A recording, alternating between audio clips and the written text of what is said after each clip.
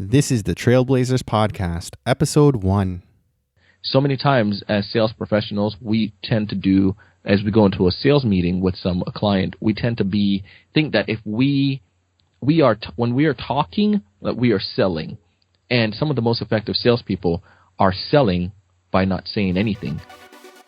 You're listening to the Trailblazers Podcast, where we will explore the stories of successful Black professionals. Join us as we highlight the knowledge, resources, and tools of these accomplished trailblazers to help provide the know-how, confidence, and motivation you need to blaze your trail. And now, here's your host, Stephen Hart. I am so excited to introduce today's guest, Donald C. Kelly.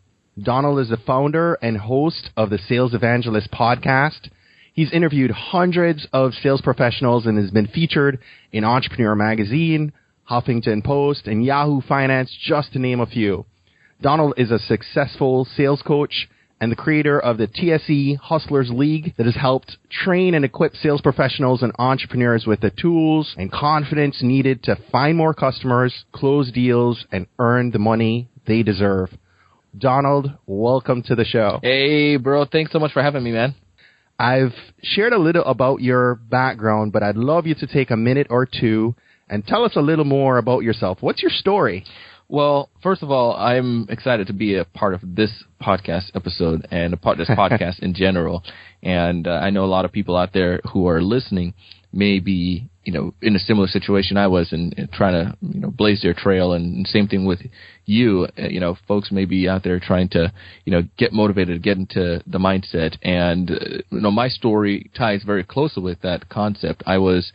Grew up in Jamaica, moved to Florida when I was 9. My family were everyone was always a part of some kind of hustle, selling something. And, as a kid, I always gravitated towards sales and especially evangelizing when I found something. I was that annoying kid. When I found something I loved, I was telling everybody about it. So it just went towards my personality. And eventually I thought, and people told me I should go into sales. I went into, I did corporate selling. Before that, I did some different selling in college, Dish Network, door-to-door security systems, and got people to go to timeshares presentations, sold IT training classes, mobile X-ray services. And I got into the corporate world, and I thought I was a big cheese, and I flopped. I really wasn't too good at selling. I started selling B2B. And then I had to get humble. I read and studied and still was having confusion, but I got with the right people, got to training, and next thing you know, I started to perform well in software sales. And I always had a desire to form my own organization, do my own thing, or eventually to go back for an MBA. And the plan was to work for several years, and we had a set date.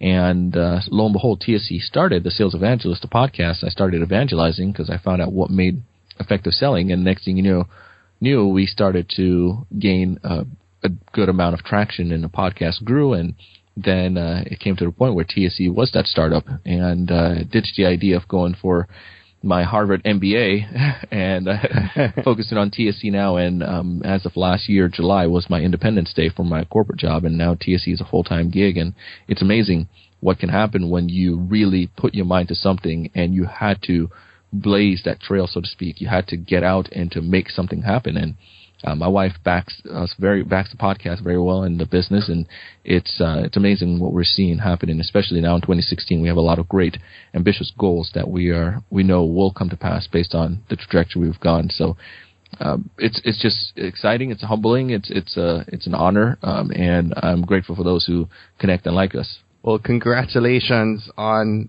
becoming independent. Thanks, man. You've succeeded as a sales professional, and now you coach and develop others all over the world. Would you say you chose a sales profession, or did it choose you?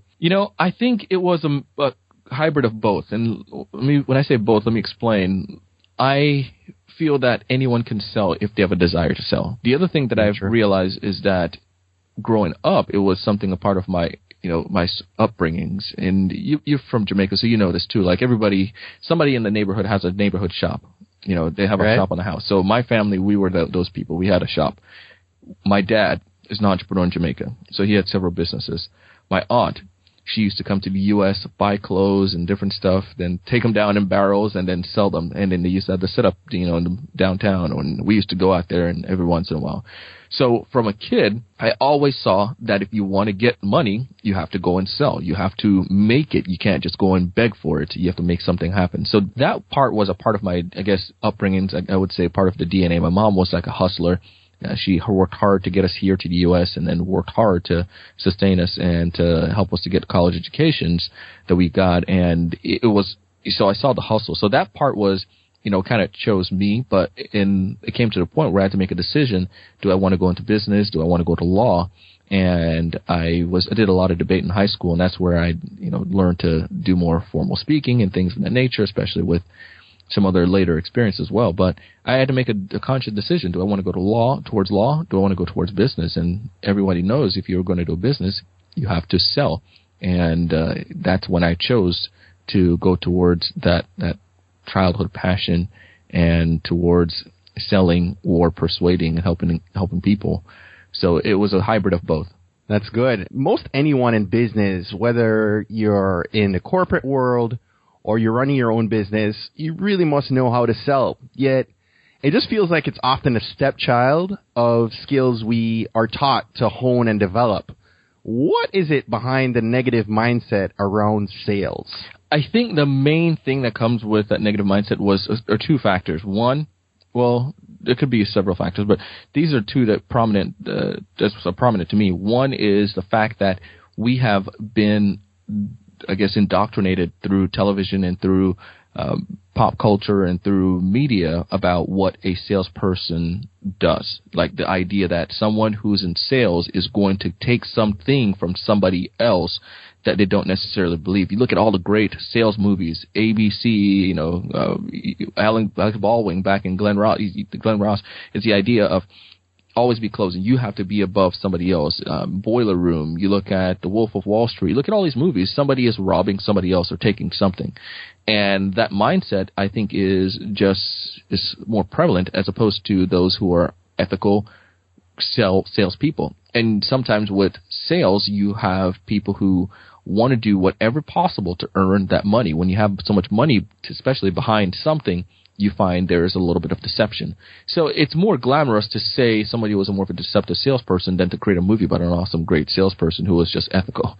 Right. So, that frame of mind shapes us, and then we depict that this is going to be the car salesperson.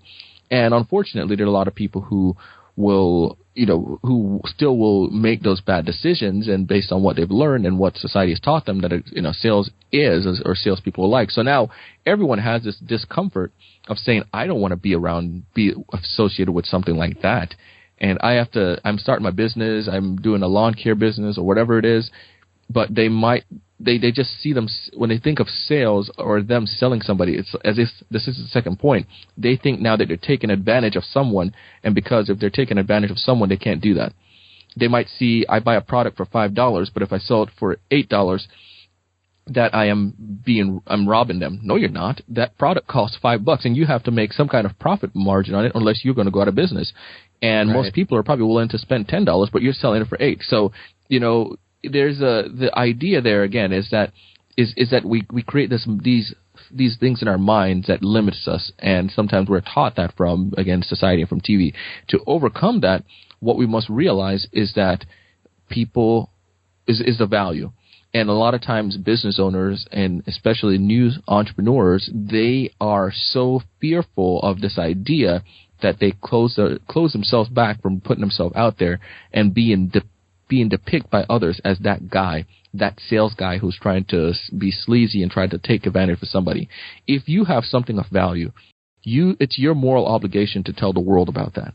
If I feel the best lawn care service that's going to keep your grass green the whole spring and the summertime, it is my moral obligation to tell you about that. And then it's my moral obligation to express that, help you see that value.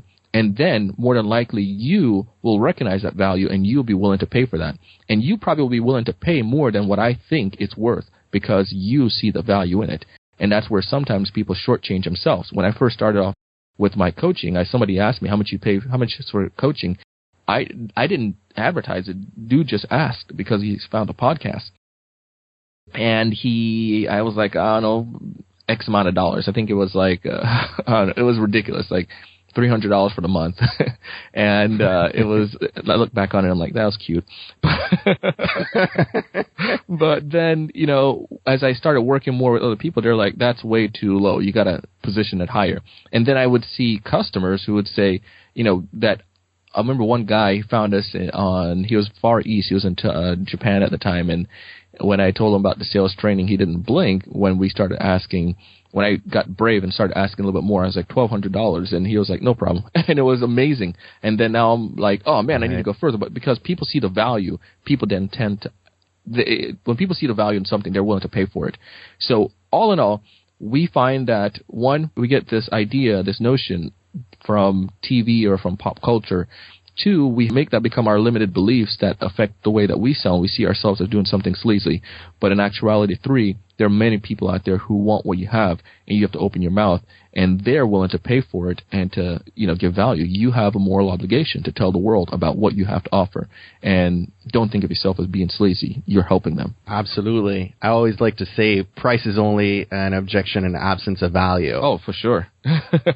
So one of the things we want our audience to hear is how trailblazers handle adversity. Things don't always go the way we want or the way we planned. Could you take a minute and share with our future trailblazers a time when a big sale probably didn't go the way you planned? What happened? How did you overcome that challenge? You know, I have many of those stories. There's one that I will share specifically. It was with a school district in Illinois. I worked with I picked up this account, and I met the IT director. I started to build a relationship with them. They came to a conference in Orlando. I didn't have to go to the conference, but I drove up here and to Orlando, and I went to meet him, and we sat down in person, had a little breakfast and chat, and it was just really, really cool. We formed this good relationship. I was so concerned about, you know, this not coming in this year and so forth, and I did everything to prepare for, you know, make sure that the deal would go through properly, the proper demonstration, getting the right people on board, getting my team, making sure we take out all the kinks in the process and everything. I did everything I thought was right. Then it came down to it that they just couldn't buy at the time. Then the next year, they still couldn't buy. And what it was something far beyond my control. Was the state had some budget issue. I mean, they had freezed a lot of the accounts for a lot of these school districts. So it's like, do I buy a software that we know we need, or do I pay my teachers? So, you know, what are you going to do in a situation like that? So, you know, it was devastating because I was really looking forward to the money, man. You know, it was a part of a plan that we had. But what I also had to realize was if it may not be a right fit right now for him and for me, but it may be a right fit for somebody else. I've since left the company, and I'm sure somebody else picked up the account, and maybe they're working it, and that's, you know, maybe a couple of years when the budget cycles get better in their state, then they can make that decision and to purchase it. But it was really challenging. It was devastating because I felt like I did something wrong. I felt like I missed something. So felt like there's something I could have done better, and, you know, kick myself around about it. But what I've realized too is that there's so much more out there. And this is the way that trailblazers can overcome adversities. As you're going down the trails of life or going around your path, you're going to come across difficulties. You're going to come across, say, a down tree in your way or a way where the path is not too clear. You may make a mistake, but it's not the end of the world. You get back up or you get over that obstacle and you keep moving forward because the future is brighter than your past. You learn from your past and then you go forward. And I've taken those same principles and I've applied them to TSE, and it's amazing what happens now based on those challenges. So you don't look at a failure as the end. Look at it as a growing or stepping moment into something greater. I love that. You know, through adversity, we often learn so much about ourselves, right? What's one truth that is held constant throughout your sales journey? To every problem, there is a solution. And that is on both sides, whether that's a solution for my client, whether it's with me or not, or, you know, maybe somebody else, or whether it's the fact that if I have a personal difficulty, a personal challenge, there's going to be a solution about it. That may be something that's, you might say, oh, that's, super generic, Donald, but let me explain. At a young age, early on in my upbringings, I guess what I said post high school, I guess that's my, early on, I went on a mission with my church. And one of the things that I had to do was go out every single day, and we had to meet and greet and talk to people. And sometimes it was tough, and you came across a lot of difficulties. But what I realized, though, man, was that to every problem there was always a solution.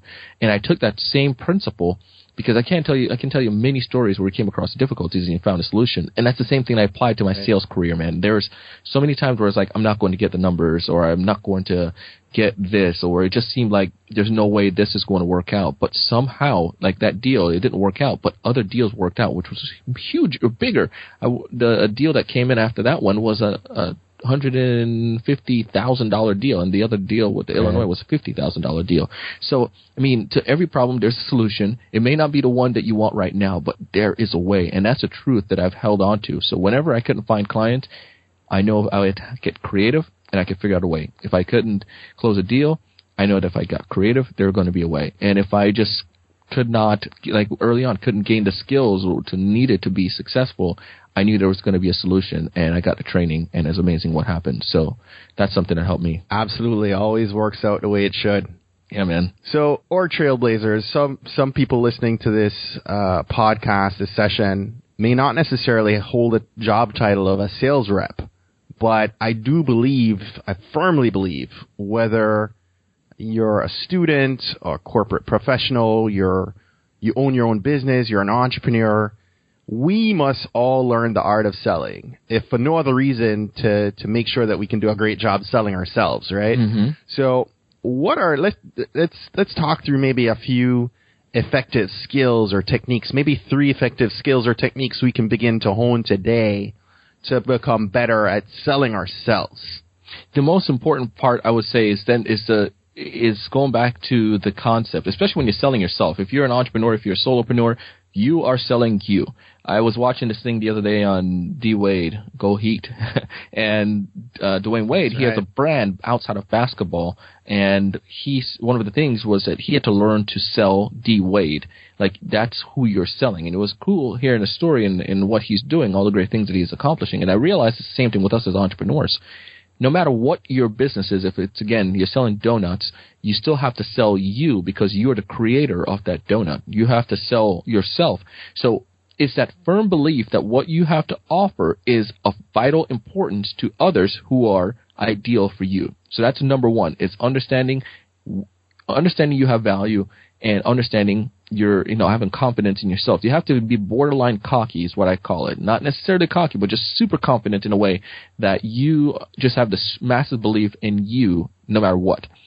2, you have to make sure you understand who you're going after. This is it is super fundamental. I did a training 2 weeks ago to an organization that's been around for years, 40 years, and this was mind-blowing to them. All we focused on for the most part of the meeting was understanding who is the ideal customer. This is where a lot of people make a mistake, because even though you have great cupcakes, your cupcakes may not be for me because I am diabetic, or it may not be for me because of the fact that I don't like sweets, and you have a lot of sweets, or maybe you sell chocolate cupcakes. Who out there is in love with chocolate cupcakes that I can go after? Find them, and then you will be in the right company. You'll be able to be gold. Once you have confidence in yourself, once you understand that your ideal customer, you know where they go, why they eat like chocolate, where they sleep, how many people in their family, why did they buy it? The more you understand that, the greater success that you'll see. And the third part, and the 3 and 4 is the important part, is being able to ask the appropriate question and listen. So many times as sales professionals, we tend to do, as we go into a sales meeting with a client, we tend to think that if when we are talking, that we are selling.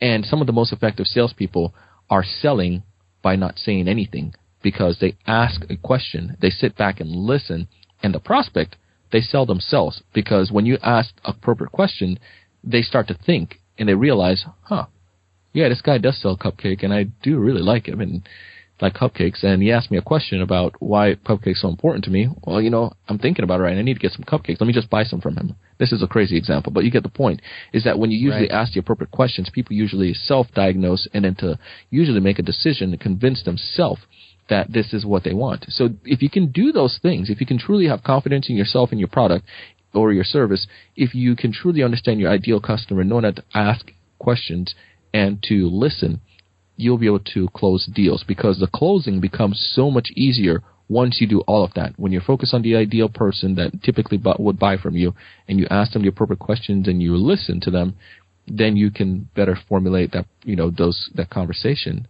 And that's where the closing, so to speak, happen. The end part, people are just going to say, how can I order some? And it's amazing. It's easy. So, and that's where we help people on. We teach them the how. How do you articulate those questions? How do you ask those questions? Understand their business, and we ask them, what kind of product or what kind of service, or who do you go after? And we help them to create those processes that can help them be successful. Thanks for sharing those techniques. I'm here taking note right now. This is some great stuff. I know our community will derive great value from these techniques and tips. And I'm going to challenge our future trailblazers to put even one of these into practice today. I definitely know my wife is hoping I'm writing down that part about listening. Christina teaches me well. Christina's my wife. Now, Don, you've been building the Sales Evangelist platform for a couple years now. What do you consider your biggest successes so far? The biggest success I would say so far, there's stuff, things that are out there, we're making some money and, we're gaining opportunities to speak and meeting people. But I'm going to get cheesy and get down to a point. I'm going to read something, actually. What I typically do when somebody opts into an email, I get it sent to my personal email. And on Wednesday, when was Christmas? Thursday, right? Friday. So on Thursday, Christina and I were doing some last minute shopping, and she was in a store. I won't say the name because the person hasn't opened a gift yet, and I don't want them to hear this. But we were in a store, and while I was sitting I just sat outside the door, wait for her. She was getting some stuff for a family member, and I sent an email to someone, and then the person replied back, and it was pretty cool, man. It just kind of was like, dang, that's awesome. And it was, I'll just have to, here we go. I'll read it. It says, thank you so much for the thoughtful response. I also did some last minute shopping earlier today. Hopefully I've finished. I've been following your podcast since I started my sales career in March. They're the best, and without them, I don't think I would have hit my target or made President's Club. Merry Christmas. I'm in B2B selling, focusing primarily on scientific equipment solutions for a variety of markets. I was listening to your more recent episodes and learned about Hustlers Club, and I'd love to try it out. The main part there was the fact that she mentioned that I don't think I would have hit my target or made my President's Club. That's a part. Yes. Those are the big things. When you hear people's life change from me just starting something I thought was just like a little hobby in our extra room, and then the podcast growing where it's at, because that's big for that person, because they earned income they deserve. And I know how difficult it was when I didn't have, proper, funding or making money and begging for money. So how awesome it is to be able to be independent and to be able to take care of your family and not worry. So those are the big things that I like to hear about, and those are some of the biggest things I would say. To see that at Christmas, that had to be a great experience, great feeling. Oh man, it was. Thanks, Ben. Donald, I just want to take a minute and acknowledge you for being a trailblazer. A couple years ago, I met you through Twitter as a new podcaster. You took hold of, a new medium with podcasting. You've become a daily resource for hundreds of sales professionals all over the world, just as you mentioned a moment ago. You're a pioneer, trendsetter for sales education through podcasting. I thank you for your commitment, for accomplishing more than 200 episodes. You just shared with me a moment ago that on Saturday you celebrated 2 years as a podcaster, and you've done, 230 plus episodes at this point. You've been a great mentor to me, and I probably wouldn't have launched this podcast had it not been for your help in answering tough questions and helping me through the process and pushing me along. So I thank you. Our community of future trailblazers thanks you. Dude, man, thank you so much. You've been an inspiration. Everyone who, send us the messages and share with us and just give us little nudges to keep pushing those episodes. We appreciate that because that helps a ton. So I'm glad we were able to help each other, and I'm just excited for what you're doing, man, and for the organization that you guys were established, and I know the success is going to follow. What do you wish you knew when you were younger that would have made you wiser and even more successful today had you known what you didn't? What advice would you like to impart to these people new to business? The one advice I wish I would have taken a lot sooner is that you should not be afraid of trying. So many times you're close to DC and so many times we hear about, this politician is horrible or that politician is horrible. How in the world, I don't want to vote between any of these two. But what usually happens is we don't realize is that the really smart people talk themselves out of it. But the people who are not afraid of taking risk are the ones that usually jump out and do stuff. It's not usually the most qualified person that runs for office or for Senate or for mayor or even a president. It's not the smartest person, but it's somebody who's not afraid of trying, somebody who's not afraid of failing, somebody who's not afraid of doing something.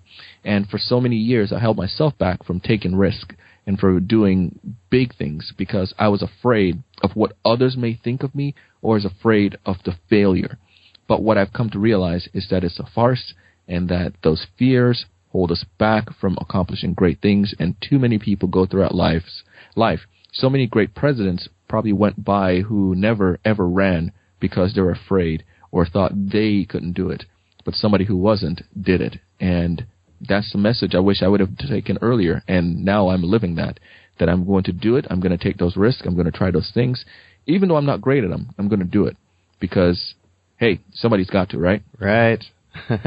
Donald, you've been awesome. Tell our listeners where they can learn more about you. The best place you can do to learn more is just go to thesalesevangelist.com. And actually, I'm going to give you guys a gift. So if anyone out there who's listening to this podcast, you are thinking about starting a business or you're thinking about doing a side hustle or you're selling and you want to gain a little bit more oomph, I will do it free of charge. I do strategy sessions, and I'll dedicate a 30-minute strategy session. I'll set apart several blocks of times, and I'll give that to you guys. So all you'd have to do is go to thesalesevangelist.com/trailblazers.